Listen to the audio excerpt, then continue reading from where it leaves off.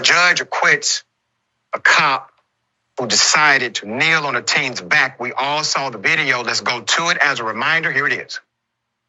Angel and Nicole Nieves say their 14-year-old boy, referred to as JN, is still trying to process what happened to him on July 1st. This was a situation where he faced something that was egregious and tragic, and he did happen to be the only brown boy there. And so that's an important factor with how we are processing this as a family. Off-duty Chicago Police Sergeant Michael Vitellero was caught on camera pinning JN to the ground after he wrongly accused the boy of stealing his own son's bicycle. Vitellero faces 2 felony charges, one for official misconduct and a second for aggravated battery. We're so grateful for today's progress towards accountability and towards justice. The Civilian Office of Police Accountability and Chicago Police Department are also investigating, confirming the sergeant was relieved of police powers on Wednesday. This is why we follow the cases all the way through, because many will assume that justice takes place once a cop is charged with something obviously they should have been charged with. Let's put up the picture full mask. Here's your update to this story. 48-year-old Michael Vitellero, the off-duty Chicago cop who was a sergeant. He was placed on leave when this happened. He had his knee on the back of a 14-year-old child. A 14-year-old child, a minor. He has now been acquitted of aggravated assault and felony official misconduct. The incident occurred last August after he wrongly accused the teen of stealing his son's bike. Disappointed in the judge's ruling, the family vows to file a civil suit. The officer's attorney, James McKay Jr., said in the statement that finding his client not guilty on all counts was the only ruling the judge could have made. It was based on all the evidence presented in court and the Illinois law that applied to the case, period, McKay told CNN. It cannot be based on any narrative promoted on social media by people who were not there that day. McKay questioned the credibility of prosecution witnesses. The officer's actions were reasonable and not forceful.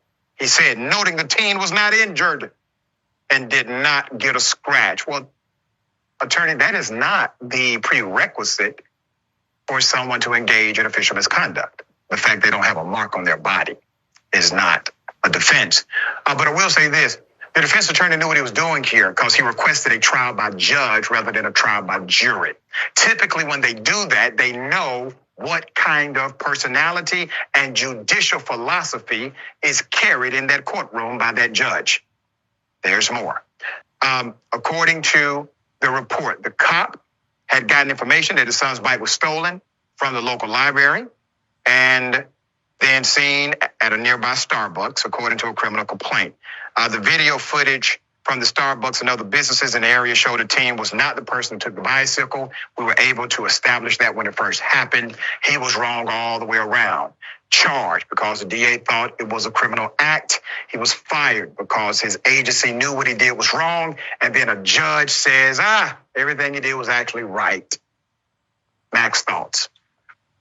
Well, you make a great point there, too, that even though it's your right to ask for a bench trial, it's not a coincidence that a growing majority of police officers and departments request bench trials, because those judges are not completely objective people in robes. They're in many cases politicians who were elected or who were appointed by political leaders.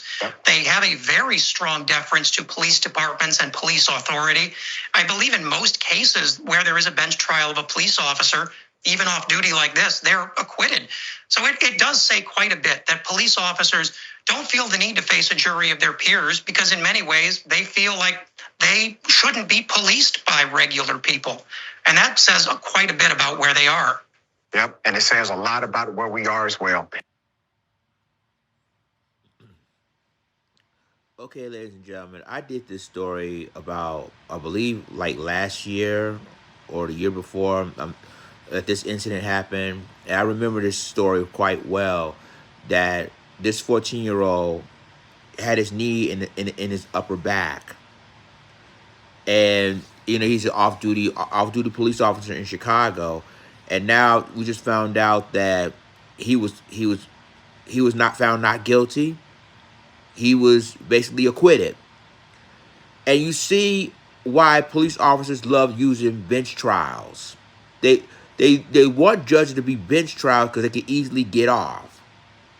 Well, if they had a jury, a trial by jury, he would not get off like that. So it's important for a lot of people to understand why these police officers getting bench trials, because they know once they get in bench trials, they're gonna get acquitted. And you have politicians hire these judges, just like the guy said on Indisputable, and shouts out to Dr. Rashad Richard on Indisputable for this story. So that's mainly the reason why all these officers are getting acquitted, because they love to use bench trials. They don't you have noticed that any officer always using juries. And so when you think about it, you have to use your head and your knowledge. Like, why they acquitted? We saw what they did. That's why, because instead of using a jury, they want to do bench trials, so they can acquitted. Well, he ain't do nothing wrong. He basically ordered. I mean, he did what he had. He did what the policy says. Blah blah blah. According to the policy, it's sad. It's sad that this Hispanic boy will not get justice, or his family will not get justice, because you got criminal legal loopholes now. They say, oh, let's use bench trials. You're gonna be acquitted like that, and normally it happens like that, which is sad. I hope these parents won't stop there. You can do it. Do civilly now. File a lawsuit against that officer that did this to your son. If you don't get justice, thanks to the bench trials, there's other ways you can do it. And like I said, the other way is do legally. Do civil court. File a lawsuit against that officer. Do it that way. That way you'll get paid for what happened to him, because this is really tragic. A dude could have get seriously injured by putting a knee in the upper back like that. And then his lawyer was like, well, he wasn't really injured. You don't see no scratches, no bruises on him or nothing. Just because you don't have scratches and bruises doesn't necessarily mean he won't get hurt. Because you can still feel the pain by putting a knee in the back of anywhere. The back of a neck or the upper back period. Y'all let me know what you think about this in the comments, and I'll talk to you in my next video. This is Langston signing off. Deuces.